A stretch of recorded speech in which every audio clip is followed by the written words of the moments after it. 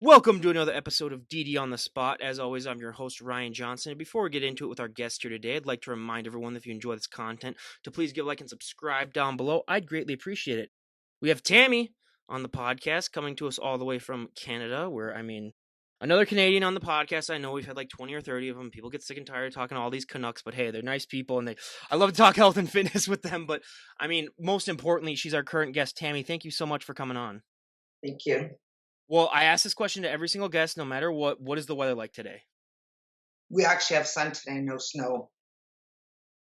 So it's good. Is the snow finally all cleared up, or is there still stuff on the ground? Or We still got a little bit out there, not much though. Not much. it's the one time that I'm talking to someone that has worse weather than me, and I'm loving the crap out of it. It is 70 degrees here, but again, this is the one day of the week it's going to be 70. The rest of the week it's going to be like in the 40s. So yeah, I'm gonna have to go out and enjoy it after I'm done talking to you. But yeah, I will enjoy this because normally I'm talking to people from Florida and California that are 75 degrees all day every day, no matter what, and it's like. We've had winter in the morning and spring in the afternoon, usually.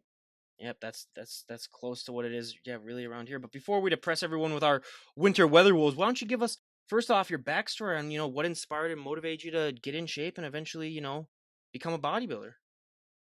Well, years ago, well, actually, divorce. Divorce. I put on weight after my divorce and started going to the gym. And I had a pro bodybuilder come up to me and say, "You must compete." And I said, "No." And then I hired a coach, and here I am 6 years later, still going. Had you been familiar with the sport at all before someone came up to you and asked you about it, or was it one of those things that you just had to look into? What was your current knowledge of the sport when you were first getting started really working out? None, because my goal was to lose weight because I had to lose weight because I put on so much weight after having my kids that for my health wise, I had to lose weight. So I lost 90 pounds in 9 months, but then I had put on 40 after my divorce. So was bodybuilding even in? No, it was just to get my body back since I'm going into the single world. And somehow I built a body of muscle. But when you were getting started also, I always love to talk genetics on this podcast because, everyone's on social media and I hear this all the time. Oh my God, I want his arms, I want her abs, I want their back. And it's just, you can train as much as someone and you can, eat as much as them. You can do everything that they do and you're not going to look like just like them. Unfortunately, that is not the case. But whenever someone first gets started working out, they always have that one body part that really, really takes off that they don't have to train as much. And they have that one body part that just drags behind it. They have to train to oblivion. What was one body part that really took off for you? And what's one body part that you just had to drag behind to get it to catch up? My easiest, my that took off fast was my arms. Yep, we can see that. Yep, I jeez. got big arms, and they somehow just seem to grow. And the hard part for me is my legs because I have big legs, but because I was such a big girl, I was 216 pounds. So that's where all my fat holds. So from my waist down is my problem, and waist up is not a problem. Being the gym bro in me, like whenever someone has nice arms, do you struggle with being the fact that like you might not be able to train them as much as you would want to? Because that's what thing that I think a lot of people when they have that one body part that really takes off, a lot of times it's a body part that they might enjoy. So like me personally, like if my back was the thing that really took off for me, so I don't train as much. But like if I had arms that really took off, like I would have a hard time not training them as much as everything else. Well, I get a when my coach makes my workout program, it's made to my meal plan. So I have to follow the program that he gives. So you're still working it every day, not every day, but once a week and stuff, like my legs twice a week. But you have to follow the program with the meal plan to get the results, if that makes sense. Oh, absolutely. You walked me perfectly right into that. Nutrition is the backbone of this lifestyle, and I don't care what anyone says. And what were some of the bigger nutritional changes that you made? Obviously, going from you lost a lot of weight and then you put on some weight and then you lost a lot of weight again. How did you do all that nutrition wise? What was the things that you changed up? Everything. You learn to eat repetitively. Um, you're not eating normal meals like you would before. Now you're eating like your chicken, your greens, your egg whites, your oatmeals. So everything is the same every day unless your coach changes it up to your program. So you're eating repetitively. So I'm not eating the spaghettis and pastas and all that yummy stuff. how do you mix things up? Do you like to add some flavor to stuff, or because I know a lot of people that like they do that same thing where they eat the same thing every day, and it's like it's fine and dandy the first couple of weeks, but then everyone struggles, you know, after a while. Do you like to add flavor to it, or how do you mix things up so that you aren't going crazy? You need to learn how to cook differently. Like I had my son's girlfriend teach me how to cook chicken the other day, where it's moist and she put different spices on it with no salts on it. So that was different. Sometimes you'll do it with salsa, sometimes hot sauce, sometimes no sugar ketchup. It's one week you can get tired of it this week, so next week you got to do something different just to switch it up. Otherwise, yeah, it can get really not good. And I mean, this is also so much more of a mental sport than it is a physical sport. And I mean, you're going to hear all these people, you know, oh, Tammy, you look amazing. They're just going to notice the physical changes because that's the one thing that they can see. But the mental journey is, you know, 1,000 times more important than anything that'll ever happen physically. What has this journey been like for you mentally? I'm headstrong, so it's a tough sport. It's a tough to eat like that, but you adapt to it. And now that's just all I know. That's all I know is how to eat like this. So now it's easier for me. At the beginning, it was tough because I'm used to, you're used to other stuff. Whereas now it's a lifestyle. Like, it's just a lifestyle now. When I was done my show, I could eat anything I wanted, and the first thing I ate was egg whites and oatmeal because that's what you're used to. That's all you know how to eat for the past 6 years. So it's just a lifestyle. I mean, and what was your friends and family's reaction like when you announced them, like, hey, I want to give bodybuilding a try? That's not something that a lot of people hear from family and friends. um, my kids were, I think, at first were really excited, because I've never did it before. My mom, at first wasn't quite sure because she didn't understand what I was doing. She just seen my body shrinking and started looking like Skeletor. That she was starting to get scared that I was getting sick because I was getting so tiny. But once she's seen me on stage and seen the change in what you look like once you start carving up and everything like that, then now she's like my biggest fan through it all. Now she's my biggest fan. My kids, um, at first really liked it. Now, no, not because I think more so because they want mom back to eating like a normal person again. The home cooked meals. Being a normal mom again, opposed to eating differently than them. They just want mom to be normal again.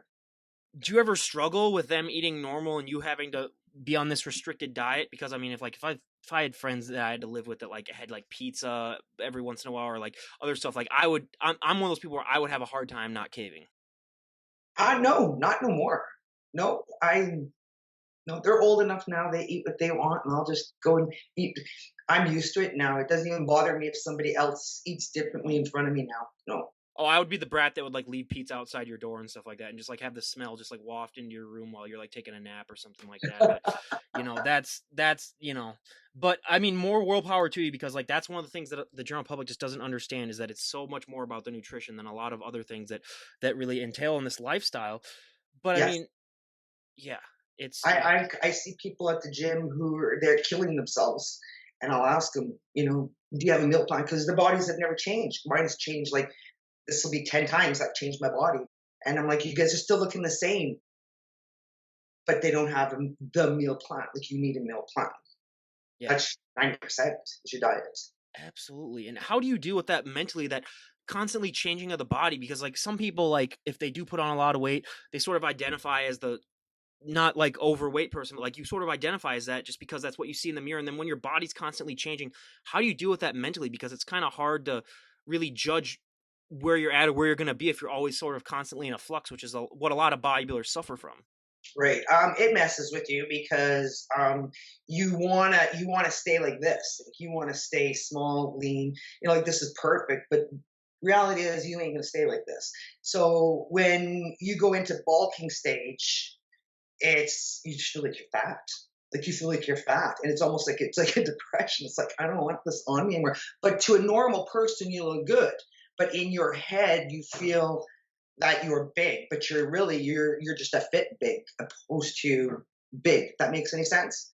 Oh, 1000%. I mean, I've had so many compares that I've had on that message me like during their off season and be like, do I look all right? And it's like, you're an idiot. Go look in the damn, like, you're better than 99.9% of the general public right now. But I totally understand that because, like, yeah, if it's hard when you walk on that stage as shredded and lean as you look to all of a sudden just realize that, like, hey, I'm gonna need to put on like 10 to 20 pounds over and some people they do it overnight. Some people it's just like that, but others, they have that controlled off season where they slowly gain it back. But how did you also deal with, yeah, that weight gain? Because that post show blues is something that everyone struggles with. I don't care what anyone says. Oh, you do. It's yeah, it's when you put your weight back on you because you I have three sets of different clothes. I have big clothes, medium clothes, small clothes. So when I'm in my medium clothes, I'm okay. But when I have to go back to those big clothes, it's like, oh my God, I feel so big. But really, technically I'm not. But in your head, you think you're, but you're not. But it's a fight with your own head. You have to try to get it through your head that you're not big, like you're big, but you're not big. You're if that makes sense, like you're a fit big.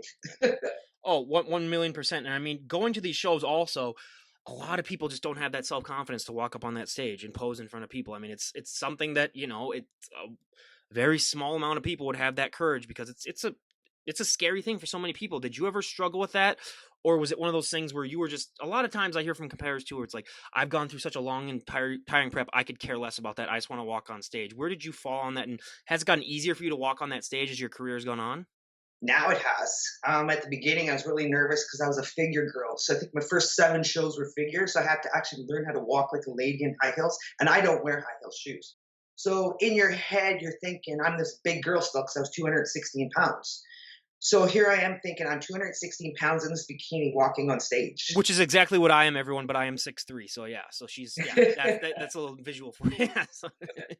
But that's what's running through your head, especially me, who was a big girl. In my head, I'm thinking, oh my God, people are looking at me. Oh my God, I'm big. Oh my God. But as the shows went on, you're always going to be nervous going on. But as you get on there, the confidence comes out. As you're on stage, then it's like you kind of forget about it. But now that I'm into this, will be what, my 10th show? Yeah, my 10th one. Now it's I was nervous about doing because in physique you have to do that routine on stage, and I was so nervous about that the first show. Now it's like I'm not nervous. I think this last show, I think I just walked on with confidence. And I mean, posing is the one thing that so many of these competitors struggle with the most that a lot of people just don't understand. I mean, it's harder for a lot of guests than their nutrition and their training. What has your relationship with posing been like? Um, it's tough. I mean, it's like a workout, especially when you're depleted on stage. It's like a workout having to sit there and hold those poses on stage. But just you just got to practice and practice. You just get used to the practice thing. It's like you're always looking in the mirror, and you'll be striking a pose no matter where you are. You just get used. Out of the poses that you do, what is your favorite pose and what is your least favorite pose? My favorite is my back and my front are my two favorites. What is your least favorite one? I'd have to say trying to pop my abs on stage is hard. That is one that we hear from so many people because yeah, it's so hard to make it look like natural and flowing when you're doing that pose. I mean, it's such a weird pose that's like I wish they could find a way. I mean, some people are able to do it, but I think it's just built on like how their body's built, but it's like almost everyone struggles with it. So yeah, we hear that answer a lot. And I mean, the back pose too, that would be my favorite just cuz of my back and the one that like you can put your smile down. People don't understand that your jaw muscles for some of these competitors are the most sore after these shows just cuz you're not meant to be smiling as much as you. I mean, it's just the little things that people do not understand that I love to, talk about, but You're getting judged on your smile, your bikini, your posing, your everything. yeah, I mean, it's not just the physique, which is, I mean, one thing that I think separates the females from the males is that the females are judged more on their attire and their presence than I think a lot of the guys are. So it's a little bit different of a sport, but I mean, you still got to work your butt off, and it's still just absolutely ridiculous to me. But I mean, when you are walking on that stage, what is that feeling like for you when you finally get to show off all that hard work and all of that dedication that most people do not know about? I mean, you're finally able to show off all that. It is such a high. It is. It's a great feeling. It feels so good to go up there and show what you've worked so hard on for how long, and that you can do it. That a lot of people can't do it, and you did it. It's a great feeling. Does time seem to slow down or speed up when you're on there? Or is it sort of a mixture? It goes by fast. It goes by so fast. You spend all this time training for this show, and it just feels like it's done in the matter of seconds. It's like you're in, off, done. That's one thing that I found so fascinating about bodybuilding is that, like, yeah, you guys work just as hard as anybody, if not harder, and then you're on stage for sometimes like a minute at most, and then it's like, oh, I did all that for that. Whereas other athletes, I mean, they'll be on for hundreds of hours. They'll be on a stage or something like that. So, I mean, that's just Yeah. even more the little things that add up to it. But how do you deal with prep? Because for so many people that they don't understand that, I mean, prep, it is not fun for anyone. And I've had a couple people say it is fun. Out of like the 400 bodybuilders I've had on, probably like 4 or 5, and those are people that I recommend to a mental asylum because that I don't, if they find that fun, I don't want to be within 5 feet of them ever. But how do you deal with preps? Because so many people don't understand how draining and how tiring it can get. It's tough. I start work at 6 o'clock in the morning, so I'm up at 2:30 in the morning every morning, and I'm doing cardio from 3 to 4 o'clock in the morning, and then I get ready for work between 4 and 5, and then I'm out the door. I'm at work for 6, and then I'm at work till 2:30. Then I go to the gym for 3:30. I don't get home until probably about 7:30, and you get your stuff ready for the next day, and you go to bed and you do it again. So that's your life for, well, my last show took me a year and a half to prep for it. So a year and a half, that's what my life was. Yeah, some nights I'm going to bed at 2:30, so she's getting up when I'm going to sleep. Everyone, so that is just, I mean, that dedication. How do you find that drive on days like when you're not feeling it? Because everyone has that. And I mean, one thing that I think separates the general public from bodybuilders is that, bodybuilders are able to find that way to keep pushing through. Where do you think that comes from? And how do you find that sort of extra added strength? I find that when I'm accountable, it's easier to do. When I wasn't, like after I finished my last show and I wasn't training for anything, I couldn't get my butt out of bed to go do cardio. Are you kidding me? Are you kidding me? No way. There was no way my body was getting up to do cardio at 3 in the morning. But as soon as I hired my coach to start training for this show in Toronto, my body was up. It's just, it's in your head. You're accountable.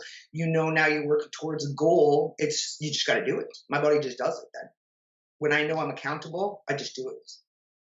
How do you focus your time management? Because I mean, even doing one of the two, having a full time job and being a bodybuilder, I mean, that's hard enough for so many people.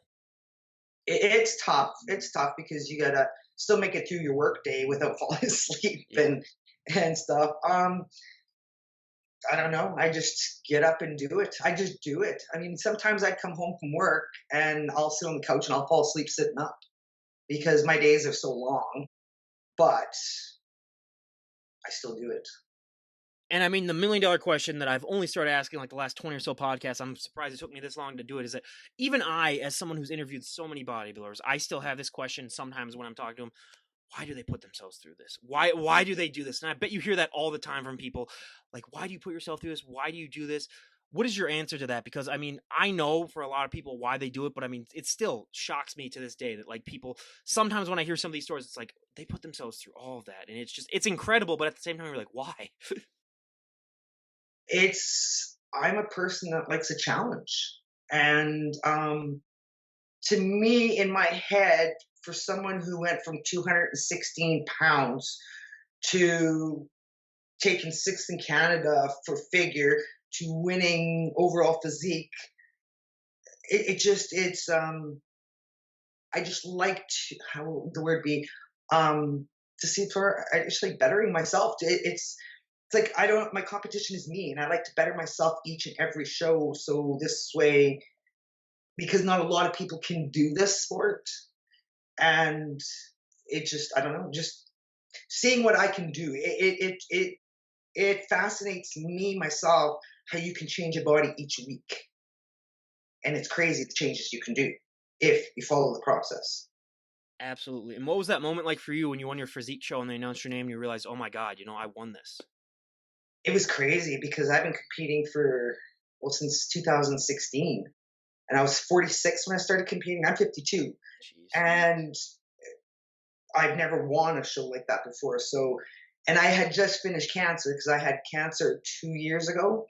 So I didn't think I'd ever be standing on stage again. So this show that I just did in November, um, to me, it was just going to be a win to just stand on that stage because I beat my cancer, and I didn't think I'd ever stand on stage again.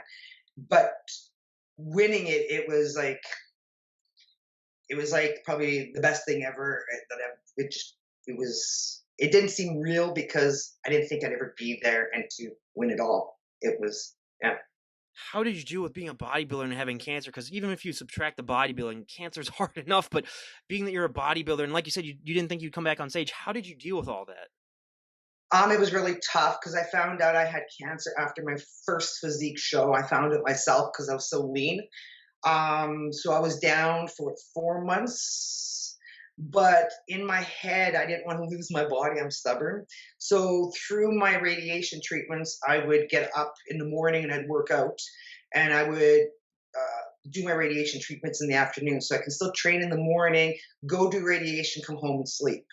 But at that time, it was just to keep my body, trying to keep my body. Um, Plus, the doctor said still do what I was doing, stay active. They say you heal easier, faster if you stay active. So I kept doing what I would do when I was training, and then when the my radiation ended at the end of April, yeah, and May 1st, I was training for the show. So as soon as my radiation was done, I was training for the show. Yeah, I don't know. I don't know how I did it, but I just kept pushing myself through it. Wow, yeah, that is amazing. That is something that so few people, would be able to do. And how much more did that add to sort of your willpower, just knowing that, like, yeah, I've been through something that a lot of people probably wouldn't be able to, still compete and still train. Did that add some extra added motivation for you, maybe on those days when you weren't feeling it?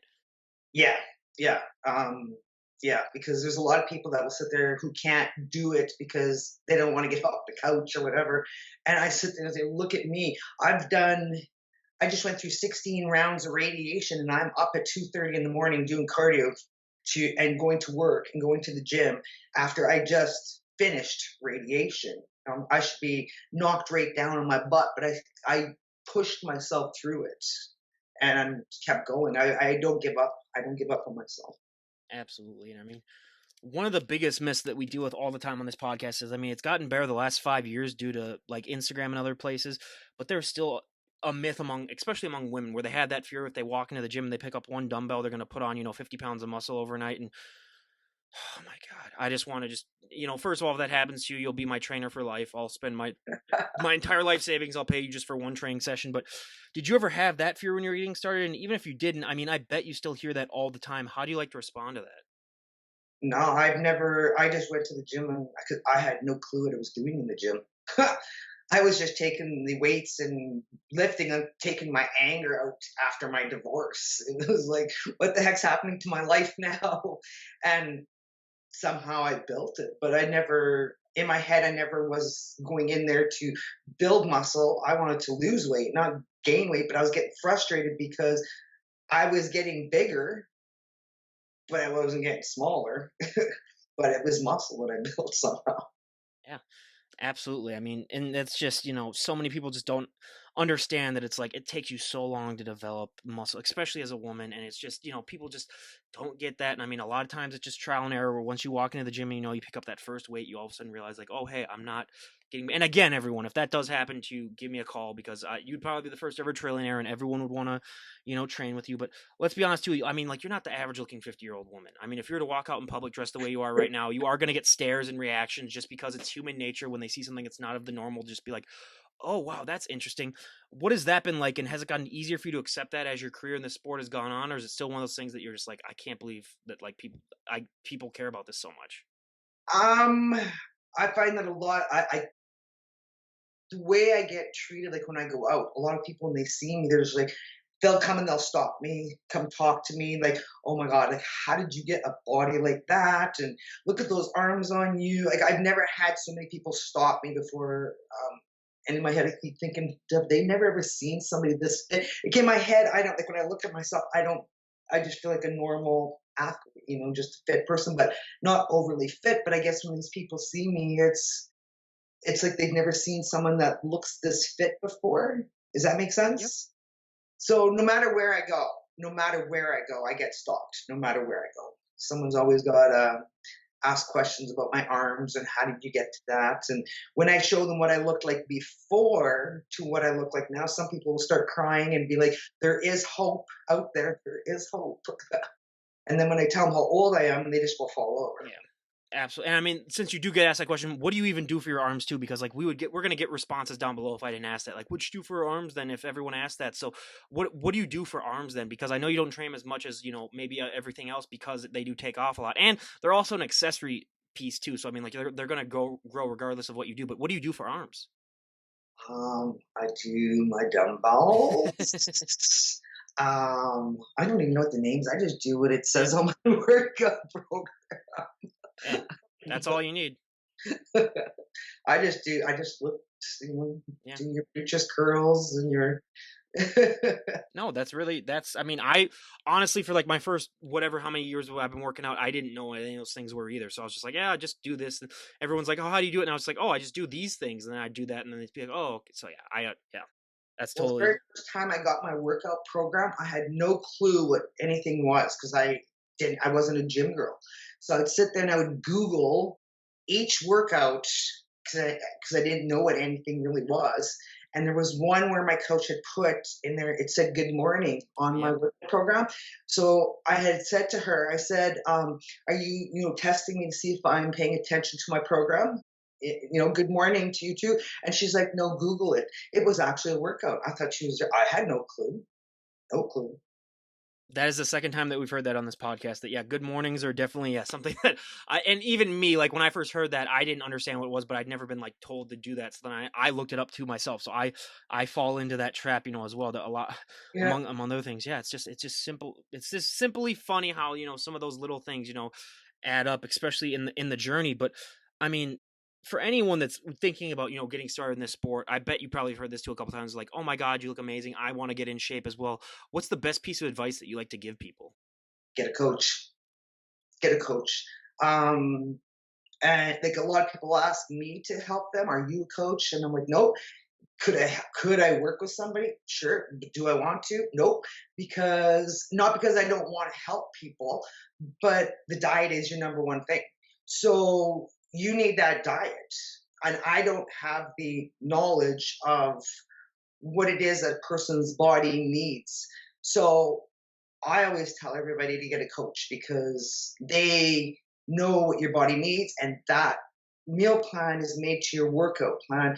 So you're going to get that body you want. It's going to shape you, it's going to build you, it's going to, whatever your goal is, that diet has to go with that workout to get it. Absolutely. I mean, we cannot stress enough how important that diet is and finding a coach because, yeah, I've talked to too many people who, like, how'd you get started in this sport? And they compete in their first few shows without a coach. And it's like, oh, you poor thing. Like, what do you do? Like, what are you doing? So, yeah. And I've heard so many horror stories with that too, as well, where it's like, yeah, having a coach, even if you're not planning on competing, just getting in shape, it does help so much more and it helps take so much of the load off. But cardio is the bane of my existence. I hate it more than life itself. And when I say cardio, I mean actual running. Like I can go for walks. I live next to a lot of nature parks, so I go through a lot of walks on there. But what is your relationship with cardio like? Because unfortunately, when you become a bodybuilder, you sort of have to sign a deal with the devil when it comes to cardio.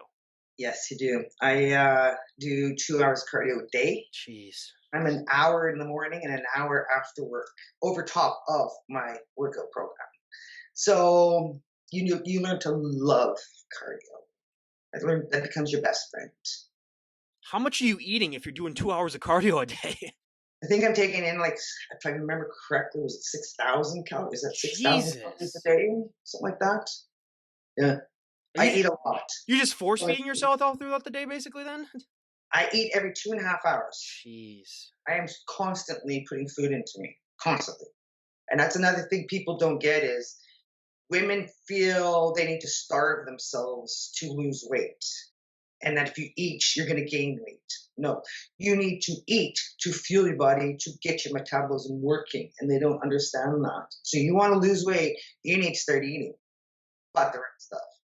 Oh, absolutely. That is, I mean, the amount that you'll have to eat is also, yeah, one thing that I hear of so many times that people just do not understand where it's like, oh, I actually have to eat that much now to even lose weight. Like a lot of people don't understand they're going to be eating more than they were eating probably before they started working out when they do, just because, I mean, you are burning so much. But getting up at 2:30 every morning, what is your sleep schedule like? Because I'm sorry, like I've heard that from a handful of people too, where it's like they get up sometimes when I'm going to bed, and I don't stay up that late often. It's probably like once or twice a week I'll stay up that late. Normally I'm in bed around like midnight, but how do you deal with sleep and stuff? Because like you said, getting up that early, I mean, so few people do that.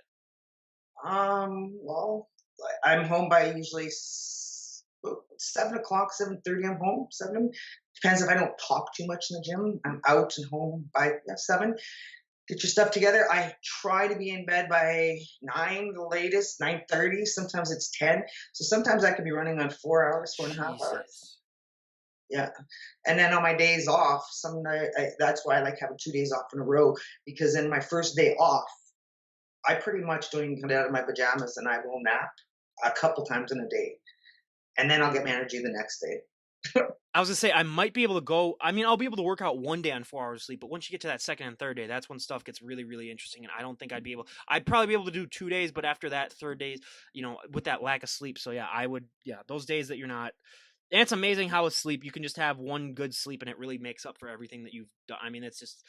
Yeah, that's one of those things that really just perplexes me about it. But hey, I will not complain about it. One bit.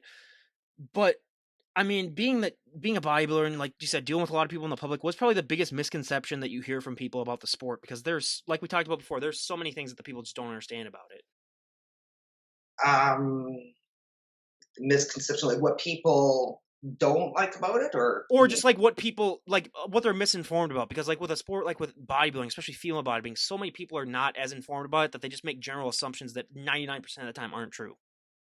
well, a lot of people think that women, like, we're all on steroids. Like, it's not everybody goes on steroids. A lot of people do naturally. There's um, you work your butt off. Like, it's not all supplements and stuff like that. You're in there working out every day.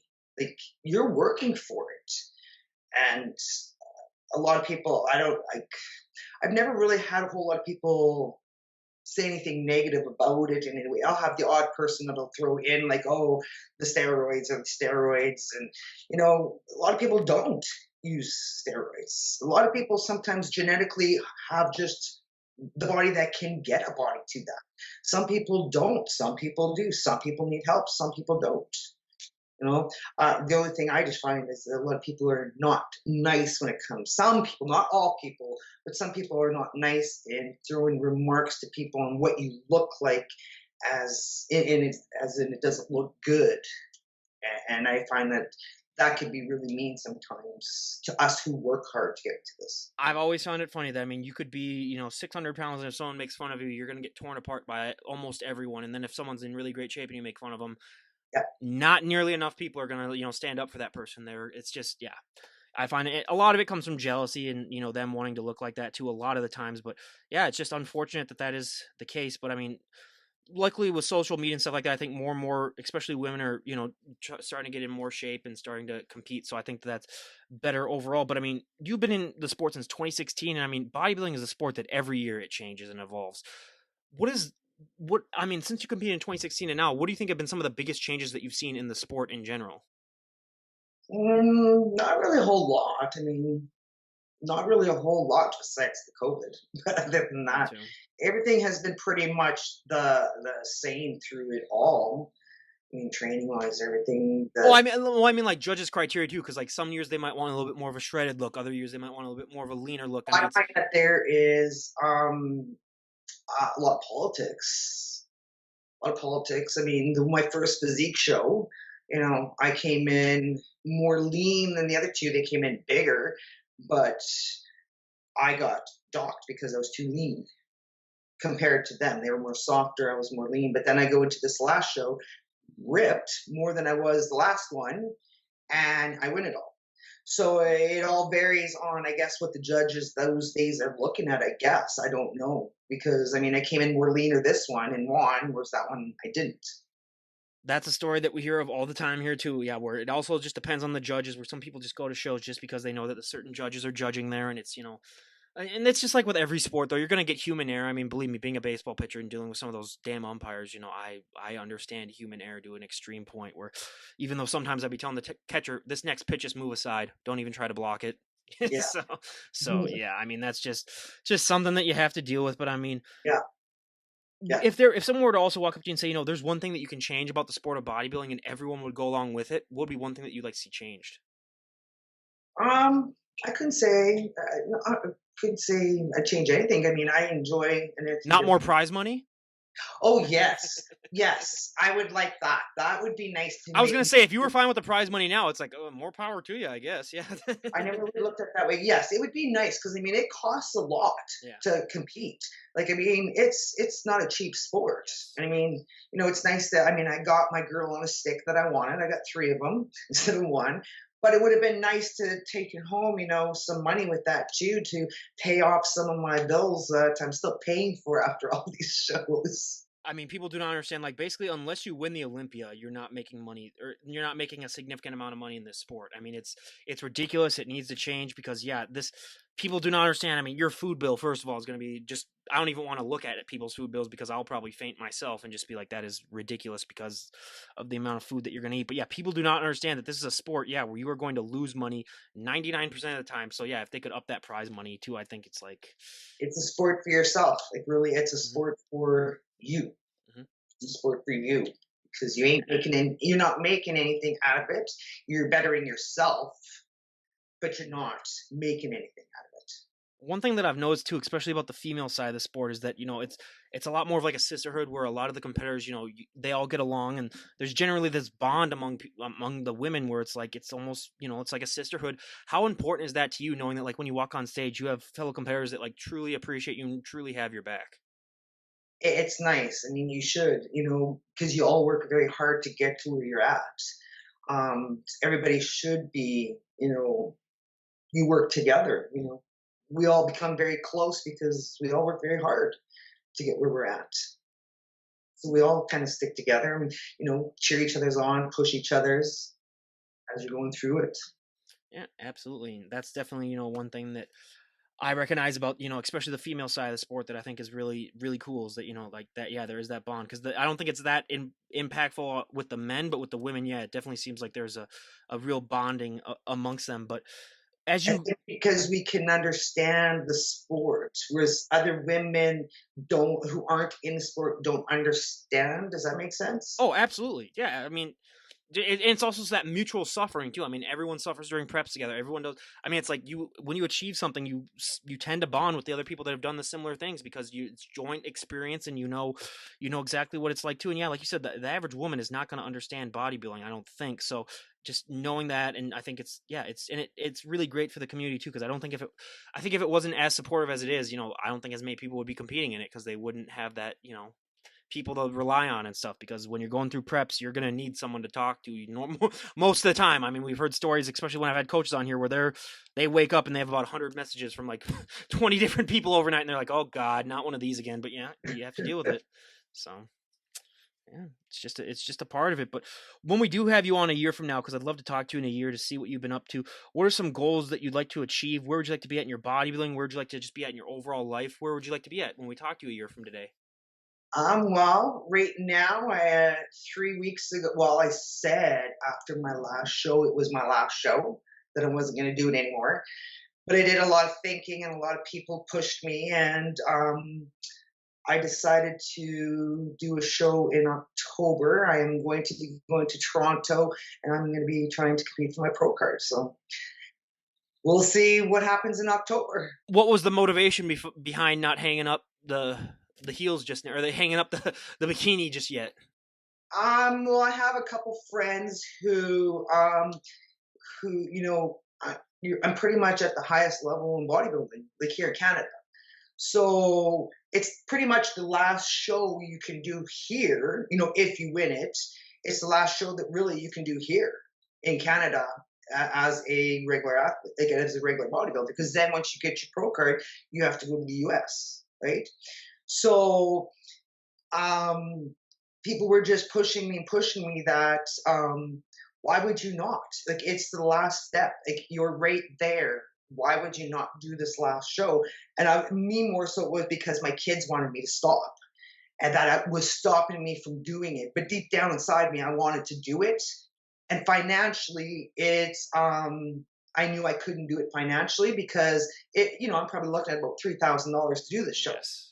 So I am a sponsored athlete in Warrenville here with Crusher Supplements. So my sponsor had decided he's going to do a fundraiser for me, and they're going to raise the money to send me to Toronto to do the show so I can complete my last goal. That is awesome. And what is one area of your physique that you're looking on improving on the most before the show in October? Um, Widening my back Oh, okay. wings. Yeah. I don't know, making my arms bigger, leaner. I don't Yeah, yeah. know. Hey, that's always a never-ending quest for people, and that's, I'm all for it too. But I mean, yeah, and it's just, do you have any idea of when your prep's gonna start, or is that something that they haven't really figured it out yet, or do you have any dates in set? Well, I've been training for it for the past 5, 6 weeks. He's literally changed my body big time in 5 weeks. Um, I'm gonna assume that probably in June, probably my prep will start. Where I'll start leaning down big time. And I mean, I've leaned down a lot already. Like you can see, my face is caving in already on me.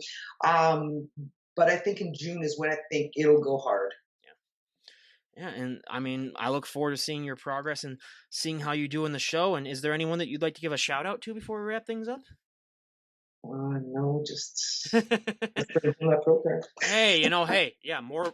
Hey, I like it. Short and simple. It's right straight to the point. And again, everyone, I cannot thank Tammy enough for coming on and sharing your journey with us. I mean, it was so great to have you on and talk, and I wish you the best, and we'll look and see how you're doing in October. I hope you win that and get your pro card. But yeah, I mean, again, thank you so much for coming on and sharing your story. I really appreciate it. Thank you. Again, everyone, this is Ryan Johnson, DD on the spot, signing off. Have a great day, everyone.